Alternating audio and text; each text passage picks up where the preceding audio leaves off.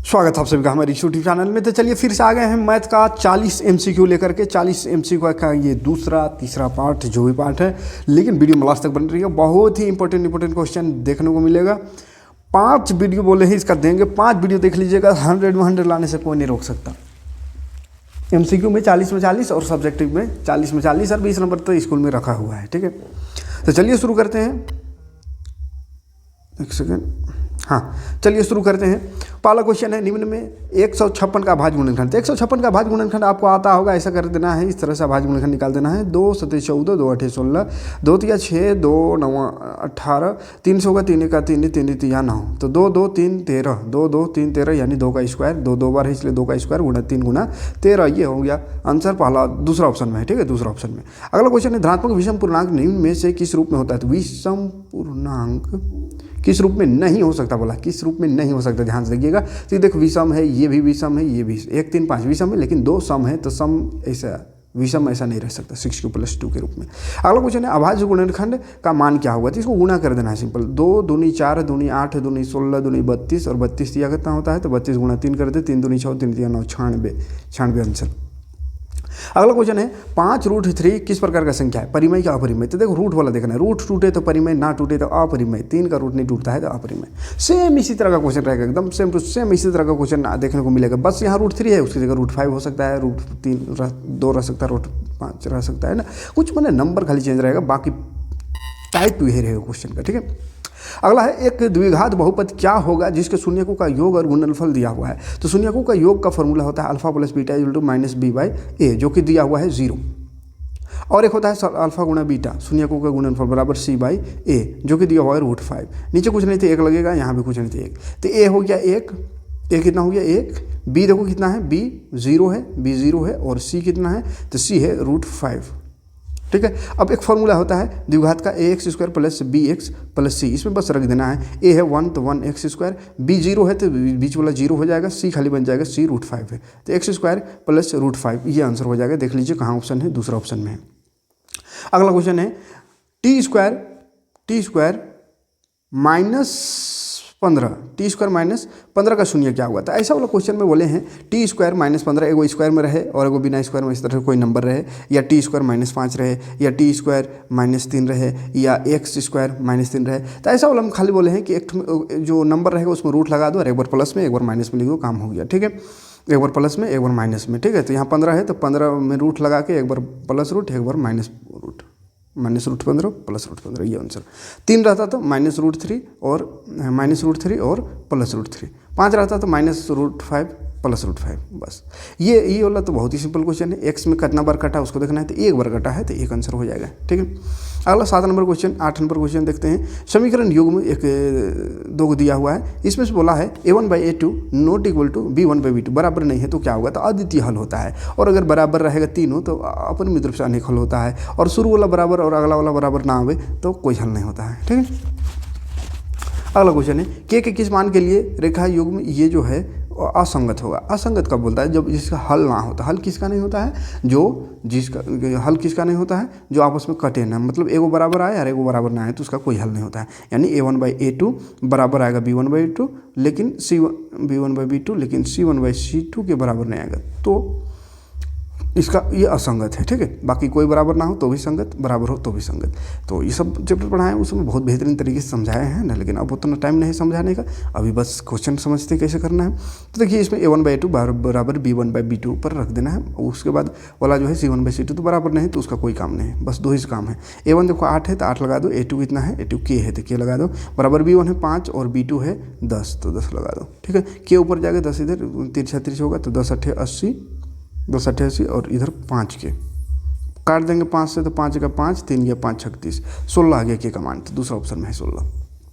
अगला है x + y = 14, x - y = 4, इसका हल क्या होगा? तो विलोपन विधि से सिंपली हल कर सकते हैं इसको ऐसा, x - y = 4। विलोपन विधि से हल करने के लिए देखो y कट गया, इधर हो गया 2x बराबर 14 और 4 18, तो ये हो गया 2 9 18, x का वैल्यू आ गया 9। अब इसको रख दो कहीं पे, तो 9 + y पहला में अगर रखते हैं तो बराबर 14, तो y बराबर हो गया 14 - 9, 14 में -9 करेंगे 5, तो x बराबर 9 y बराबर 5, ये देखो चौथा ऑप्शन में है। ठीक है, अगला क्वेश्चन है 11 नंबर, निम्न में कौन द्विघात समीकरण? द्विघात यानी जिसमें स्क्वायर आ गया। देखो ए माइनस बी का होल स्क्वायर है इसमें और इधर स्क्वायर नहीं है, मतलब ए माइनस बी का होल स्क्वायर क्या होगा, ए स्क्वायर प्लस 2ab, तो स्क्वायर आ रहा है, स्क्वायर आ रहा है, मतलब पहला ऑप्शन में स्क्वायर आ रहा है। दूसरा में भी स्क्वायर आ रहा है बाबू, ध्यान से देखिएगा, एक्स और एक्स यहाँ गुणा होकर स्क्वायर होगा, लेकिन बराबर से इधर भी एक्स एक्स स्क्वायर आ रहा है, तो इधर भी स्क्वायर रहेगा और इधर भी स्क्वायर रहेगा एक्स स्क्वायर, तो ये कट जाएगा। तीसरा ऑप्शन में भी यही होगा, इधर भी स्क्वायर आएगा उधर भी, तो कट जाएगा, लेकिन पहला में एक स्क्वायर आ रहा है, नहीं कटेगा, इसलिए वो द्विघात है। अगला है 12 नंबर, द्विघात समीकरण दिया हुआ है, इसका मूलों की प्रकृति क्या होगी, वास्तविक होगा कि क्या होगा उसको बताना है, तो उसके लिए डी निकालना पड़ता है। डी बराबर होता है बी स्क्वायर माइनस 4ac। तो बी देखो, बी में माइनस एक्स है, मतलब -1 होगा, तो -1 का स्क्वायर -4, ए है 6, सी है -2, दिख रहा है, सी -2, -1 का स्क्वायर 1, माइनस प्लस हो जाएगा, 6 × 24 दूनी 48, 48 और 1 हो गया 49, और हाँ डी बराबर आए 49 है डी, मतलब प्लस में आया था। प्लस में आने से क्या होता है, असमान मूल, असमान, वास्तविक और असमान मूल। अगर 0 आता तो समान, एक समान मूल, और अगर माइनस में आता तो कोई मूल नहीं, ठीक है, लेकिन 0 से बड़ा है तो वास्तविक और असमान मूल होगा। 13 नंबर क्वेश्चन में आते हैं फटाफट। ये एक समीकरण x square plus b x plus c बराबर 0 है, जहाँ ए नॉट इक्वल 0 है, तो इसका वास्तविक मूल नहीं है। यदि मूल नहीं बोल रहा है, यदि, तो मूल कब होता है, तो अभी बताएं, डी जो है वो बराबर 0 आवे या डी जो है बड़ा आवे 0 से, तो मूल होता है, अदरवाइज नहीं होगा। डी अगर 0 से छोटा है तो नहीं होगा। तो डी मतलब क्या है, तो डी मतलब बताएं अभी कि बी स्क्वायर माइनस 4ac है, मतलब बी स्क्वायर माइनस 4ac अगर 0 से छोटा आ जाए तो वो मूल नहीं होगा। तो बोलो मूल नहीं होगा, कब होगा, नहीं होगा, तो देखो b square minus 4ac less than 0, चौथा ऑप्शन में है, ऐसा स्थिति में मूल नहीं होगा। अगला है द्विघात समीकरण, फिर से इसका विविक्तर माने वही बाबू डी है ना, डी निकालना है, तो बी स्क्वायर माइनस 4ac कर देंगे। तो बी देखो, बी में -2 है, तो -2 का स्क्वायर -4, ए है 3 और सी है 1/3, तो 1/3 देखो, 3 से 3 कट गया, 2 का स्क्वायर 4, -4, 4 में 4 घटाएंगे 0, तो पहला ऑप्शन में 0 आंसर। अगला हो जाए समांतर श्रेणी, 5वां चैप्टर पहुंच गए। समांतर श्रेणी का सर्वांतर डी निकालना, तो डी बराबर होता है a2 - a1, ठीक है, a2 देखो -1 है, -a1 है 3, तो -2 हो गया, ठीक है, -2, दूसरा ऑप्शन सही है।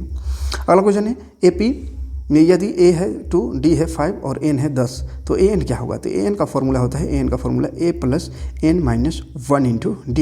a है देखो बाबू a2 + n कितना है 10, 10 - 1, d है 5, तो ये हो गया 2 + 10 में -1 करेंगे 9 और 5, 9 × 5 = 45, 9 × 5 = 45, ठीक है, 45 और 2 47 आंसर। क्लियर है, दूसरा ऑप्शन में दिख रहा है 47। अगला क्वेश्चन है 0 से 50 के बीच विषम संख्या का योग क्या हुआ, तो 0 से 50 के बीच विषम संख्या को लिखना होगा, तो 1 3 5 इस तरह से करते करते 49 तक लिखाएगा। इसके बीच क्या वो संख्या है, अच्छा संख्याओं का योग बोला, योग माने जोड़, SN, तो SN का फॉर्मूला क्या होता है, n/2 × 2a + n - 1 × d, ये होता है n पता नहीं हमको, पता है का, पता है 49 के बीच एक को छोड़ के ना होगा, तो 50 के बीच कितना 25 को होगा, 25 को होगा, तो 25/2, ठीक है, 1 से 50 के बीच में 25 को होगा, कैसा संख्या, विषम संख्या, तो 25/2 हो गया n। अब 2a है 1, तो 2 × 2 + n 25 और -1, तो 25 में -1 करेंगे 24, और d कितना है, तो d 2 बढ़ 2 बढ़ रहा है ना, 2 1 जोड़ 2 जोड़ेंगे 3, 3 में 2 जोड़ेंगे 5, 2 बढ़ रहा है, तो 2d हो गया। तो शॉर्ट में कर दे रहे हैं 25/2 × 24 × 2 = 48, 49 50, ठीक है, तो 2 से 25 कटेगा, 25 दूनी 50, 25 25 से 625 आंसर, ठीक। अगला क्वेश्चन, सभी वर्ग क्या होता है, तो सभी वर्ग समरूप होता है, एक रूप का है ना, और यहाँ पे देखो ये दिया हुआ 2 त्रिभुज, इसमें कौन सा कथन सही है वो बताना है, तो ध्यान से समझिएगा, ध्यान से देखिएगा।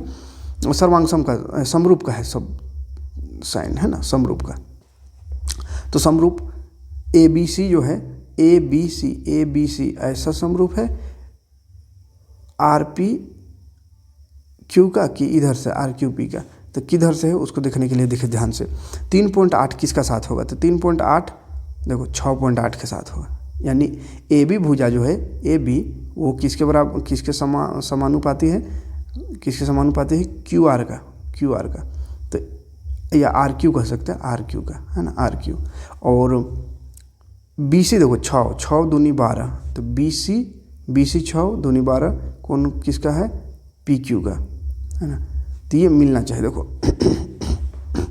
अगर इधर से 3.8 से 6 की तरफ जाए तो ABC लिखा रहा है, ABC लिखा रहा है, उसी तरह 7.6 से P की तरफ जाए तो क्या लिखा रहा है, आर पी क्यू हो रहा है, शुरू भेटा रहा आर, तब क्यू भेटा रहा, तब पी, तो आर क्यू पी, ये आंसर सही हो जाएगा। ठीक है, दूसरा ऑप्शन में।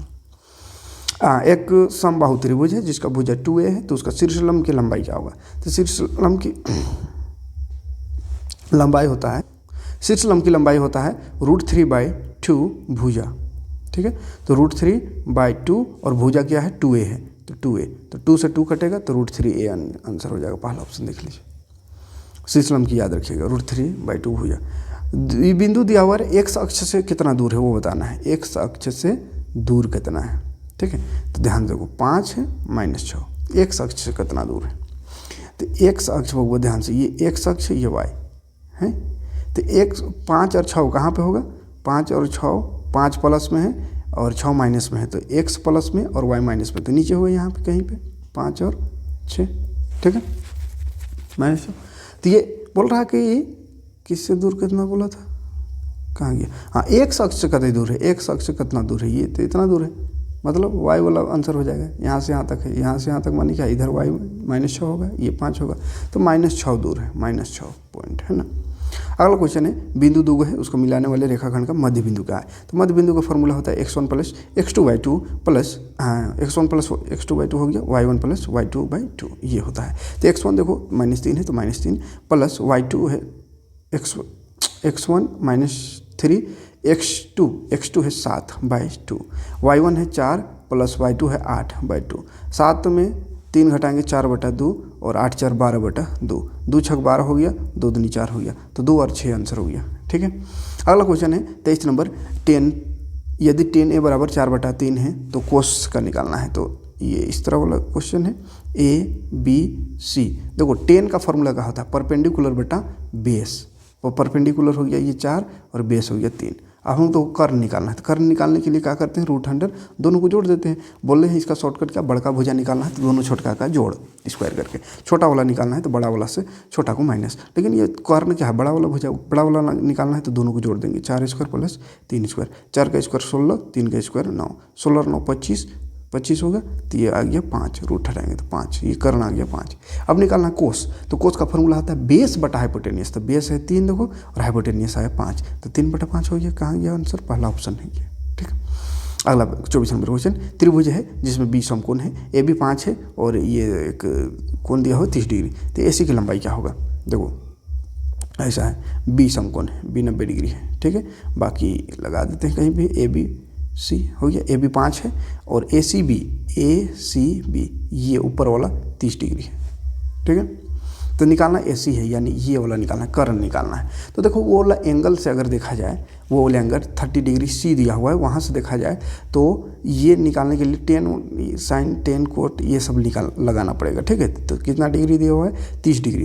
तो अगर यहाँ से देखेंगे C से, तो कर्ण किस में आता है, कर्ण साइन में आता है, तो साइन C बराबर क्या हो जाएगा, साइन C का परपेंडिकुलर बटा हाइपोटेनियस होता है, तो परपेंडिकुलर है 5, हाइपोटेनियस निकालना है, कुछ नहीं हाइपोटेनियस ही निकालना है, तो छोड़ देंगे। और साइन C है 30 डिग्री, यानी साइन 30 डिग्री का वैल्यू लिखेंगे, तो साइन 30 डिग्री का वैल्यू होता है साइन 30 डिग्री है, तो 30 डिग्री का वैल्यू होता है 1/2, तो 1/2 बराबर 5/h, h इधर आ गया, उधर 10, तो 10 आंसर हो जाएगा दूसरा ऑप्शन। ठीक है, दूसरा ऑप्शन सही हो जाएगा। अगला क्वेश्चन है, PQR त्रिभुज है जिसमें Q समकोण है, तो फिर से बना देते हैं, PQR Q समकोण है, तो PQR R है, ये PQR समकोण, Q समकोण है, PQ 3 है, PQ कहाँ है, PQ ये नीचे है 3 और PR 6 है, P से R 6 है, तो PRQ का मान निकालना है, PRQ कहाँ गया, PRQ ऊपर, ये ऊपर वाला एंगल निकालना है। ठीक है, तो अभी देखो परपेंडिकुलर बटा हाइपोटेनियस किए थे, बस सेम वही फार्मूला लगा दो। ठीक है, तो साइन का फार्मूला होता है वैसा, साइन R से निकाल रहे हैं तो R, साइन R बराबर हो जाएगा परपेंडिकुलर बटा हाइपोटेनियस, परपेंडिकुलर है 3 बटा हाइपोटेनियस है 6, तो 3 का 3, 3 दूनी 6, तो साइन R बराबर आया 1/2, साइन R बराबर 1/2, तो 1/2 किसका वैल्यू आता है, साइन कितना डिग्री का, तो साइन 30 डिग्री का, देखो बाबू साइन 30 डिग्री का था 1/2, यानी वो 30 डिग्री होगा। ठीक है, तो पहला ऑप्शन 30 डिग्री आंसर। अगला क्वेश्चन है, देखो ऐसा वाला 90 माइनस थीटा वाला क्वेश्चन आ रहा है ना, जिसको भी इस तरह का क्वेश्चन जब भी रहे और दोनों को जोड़ के देखिए 18, 72, 90 आ रहा है, मतलब 90 माइनस थीटा वाला क्वेश्चन है। और 90 माइनस थीटा वाला क्वेश्चन में बताएं, माइनस में रहे तो 0 आंसर, भाग में रहे तो 1 आंसर, तो भाग में है तो 1 आंसर आएगा, ठीक है। बाकी कैसे बनता हो तो बहुत पढ़ा चुके हैं, आता ही होगा, ठीक है। अभी एग्जाम की दृष्टि से रिवीजन करा रहे तो सुपर फास्ट तरीके से करेंगे, बेसिक एकदम नहीं घुसेंगे, नहीं तो फिर दिक्कत हो जाएगा। भूमि को एक बिंदु से, जो मीनार के पाद बिंदु से 30 मीटर की दूरी पर है, मीनार के शिखर का उन्नयन कोण 30 डिग्री है, तो मीनार को ऊंचाई निकालना है। देखो एक मीनार है इस तरह का, ये 30 डिग्री एंगल दिया हुआ है, मीनार के पाद बिंदु से ये 30 मीटर की दूरी पर, हाँ तो मीनार की ऊंचाई यानी ये हाइट निकालना है, ये बोला परपेंडिकुलर जिसको बोलते हैं। तो परपेंडिकुलर बेस किस में आता है, 10 में आता है, तो 10 30 बराबर लगा दो, परपेंडिकुलर बटा बेस, बेस है 30, 10 30 का मान होता है 1/√3, तो 1/√3 बराबर p बटा 30, तो 30 भाग में उधर जाकर गुणा होगा, तो 30/√3 हो जाएगा, ठीक है। 30/√3, लेकिन आंसर में तो नहीं है √3, 30/√3, तो 30/√3, देखो हर में जब भी रूट आवे तो उसको रूट को तोड़ देते हैं, तो 30/√3, हर में √3 आया तो परिमेयकरण कर देंगे, यानी √3 से गुणा, ठीक है।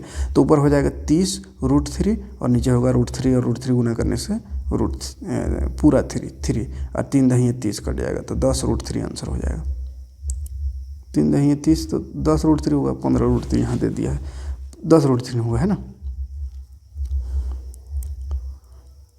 अगला क्वेश्चन, एक वृत्त की कितनी समांतर स्पर्श रेखा हो सकती है, तो वृत्त में समांतर स्पर्श रेखा 2 हो सकता है, इधर से इधर से, ठीक है। अगला क्वेश्चन है, 5 सेंटीमीटर त्रिज्या वाली वृत्त के बिंदु P पर स्पर्श रेखा PQ केंद्र O से जाने वाली रेखा, एक रेखा से बिंदु Q पर इस प्रकार मिलती है कि OQ, मतलब वही वाला क्वेश्चन, एक ऐसा वाला क्वेश्चन हमेशा एक क्वेश्चन रहेगा ही, है ना। ये 90 डिग्री बनता है, इसमें पाइथागोरस लगा देना है। देखो P पर स्पर्श रेखा PQ O से जाने वाली रेखा से बिंदु Q पर, O बीच में रहेगा, ये Q पर मिलेगा, इस प्रकार मिलती है कि OQ 13 है, ये 13 है, और PQ की लंबाई निकालना है, यहाँ P होगा तो PQ निकालना है, त्रिज्या दिया हुआ 5, ठीक है, तो 90 डिग्री, तो हाइपोटेनियस दिया हुआ है, आधार दिया हुआ है, और लंब निकालना है, तो क्या करेंगे, बड़ा वाला दिया हुआ था, बड़ा वाला स्क्वायर से छोटा वाला स्क्वायर करके घटा देंगे रूट लगा के, तो 13 का स्क्वायर 169 माइनस 5 का स्क्वायर 25, घटाएंगे, देखो 9 में 5 तो 4 बचेगा, यहाँ 4 144, तो 144 12 का रूट 12 का स्क्वायर होता है, तो 12 आंसर। अगला क्वेश्चन है 30 नंबर, यदि एक बिंदु P से O केंद्र वाले किसी वृत्त पर PA और PB दो स्पर्श रेखा 80 डिग्री पर झुके हुए, तो POA कितना होगा। देखो एक इसी तरह से दो स्पर्श रेखा है जो कितना डिग्री पर 80 डिग्री पर झुका हुआ है, ठीक है, तो इधर से दो त्रिज्या होगा, ऐसा चतुर्भुज बन जाएगा, ठीक है। तो यहाँ 90 डिग्री होता है स्पर्श रेखा, दोनों 90 90 होगा, तो 2 × 90 90 है बाबू, एगो 80 है, तो चौथा कितना होगा वो तो पूछना है।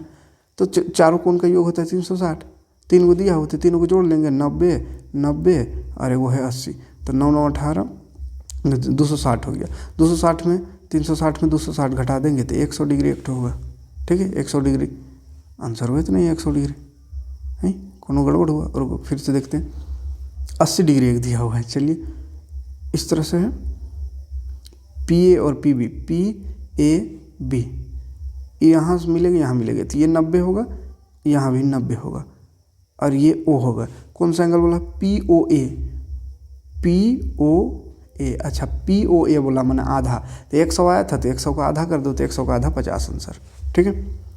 अगला है R त्रिज्या वाले वृत्त का क्षेत्रफल क्या होगा, तो πr² होगा। 7 सेंटीमीटर त्रिज्या वाले अर्धवृत्त का क्षेत्रफल, अर्धवृत्त का क्षेत्रफल 1/2 πr² होता है, तो 1/2 पाई का मान 22/7 और R है 7, तो 7 × 7, 7 से 7 कटेगा, 2 से 11 दूनी 22 और 11 7 77 आंसर।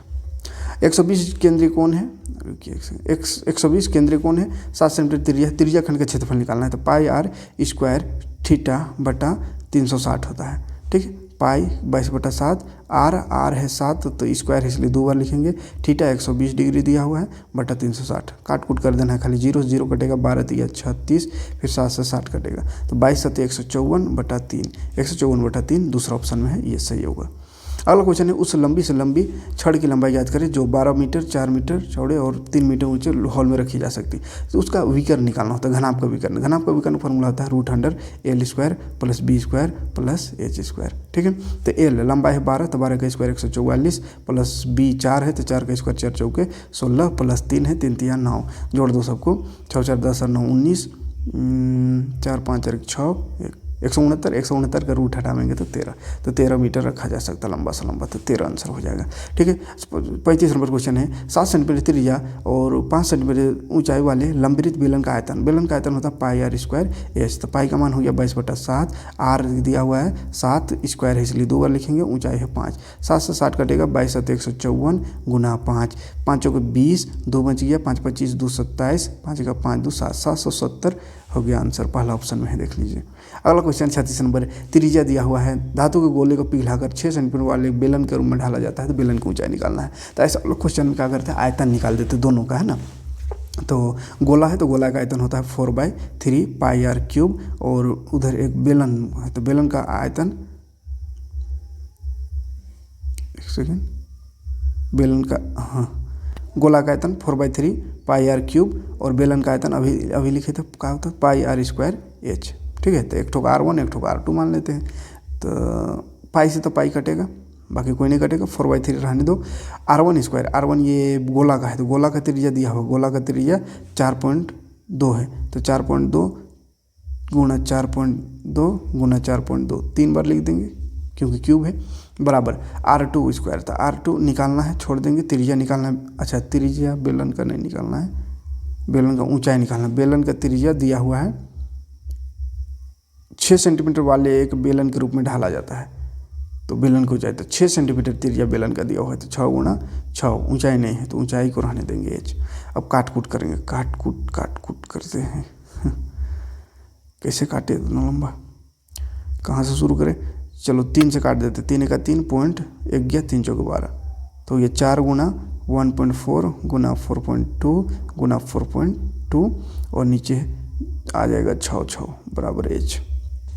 अब काट देंगे, काट कूट करती रहिए, सब कट जाएगा, 2 तिया 6, 2 दूनी 4, 2 एका 2, फिर 2 तिया 6, 2 दूनी 4, 2 एका 2, फिर 3 से कटेगा, 3 7 21, तो 0.7 होगा, फिर 3 से कटेगा तो 0.7 यहाँ भी होगा, तो 14 चौके 56, एक अंक बाद पॉइंट, गुना 7 2 बचल था तो 7 7 49, और 2 अंक बाद पॉइंट, है ना। फिर इस दोनों गुना करिएगा तो 2.74 आंसर हो जाएगा। ठीक। प्रथम 3 सम संख्याओं का माध्य, सम संख्याओं का माध्य 3 गो, तो एगो 2 हो गया सम संख्या, एगो 4, एगो 6, माध्य निकालना है तो बटा 3 गो इसलिए 3, तो 6 4 10 2 12, 12/3, तो 3 चौके 12, 4 आंसर। संचय बारंबारता को वक्र को खाली स्थान भी कहते हैं, तो तोरण कहते हैं, संचय बारंबारता को वक्र को तोरण कहते हैं। और 2 क्वेश्चन देख लेते हैं फटाफट, प्रायिकता से रिलेटेड क्वेश्चन। निश्चित घटना की प्रायिकता क्या होगा, तो निश्चित यानी 100% कोई चीज़ हो रहा है तो उसका प्रायिकता 1 होता है। एक पासा को फेंका जाता है, 4 से बड़ी आने की संख्या प्रायिकता निकाल लेते हैं। पासा को फेंकेंगे तो पासा में 1 से 6 तक रहता है, लूडो को टिक पासा कहते हैं। ठीक है। तो 1 से 6 तक रहता है, 4 से बड़ा आने का, 4 से बड़ा में क्या आ सकता है, 5 या 6 आ सकता है, मैंने 2 गो चांस है तो 2 ऊपर, और टोटल चांस होता है 6 नंबर का, तो 6 नीचे, तो 2 एका 2, 2 तिया 6, यानी 1/3 आंसर दूसरा ऑप्शन में। क्लियर है। तो ये रहा 40 क्वेश्चन। मिलते हैं नेक्स्ट वीडियो में, और फिर 40 क्वेश्चन का सेट लेकर आएंगे। 4-5 वीडियो लगातार मिलते रहेगा, वीडियो पूरा देखते रहिएगा, 5 6 7 जितना भी वीडियो मिले सबको देख लीजिएगा, उसके बाद देखिएगा मज़ा आ जाएगा। पूरा 40 में 40 जब सही करके आइएगा, और 40 में 40 लिखने वाला जो है उसको भी सही करके आइएगा, क्योंकि सब्जेक्टिव भी बताएंगे, टेंशन नहीं लेना है। ठीक है। मिलते हैं नेक्स्ट वीडियो में। Thanks for watching. जय हिंद, शुक्रिया।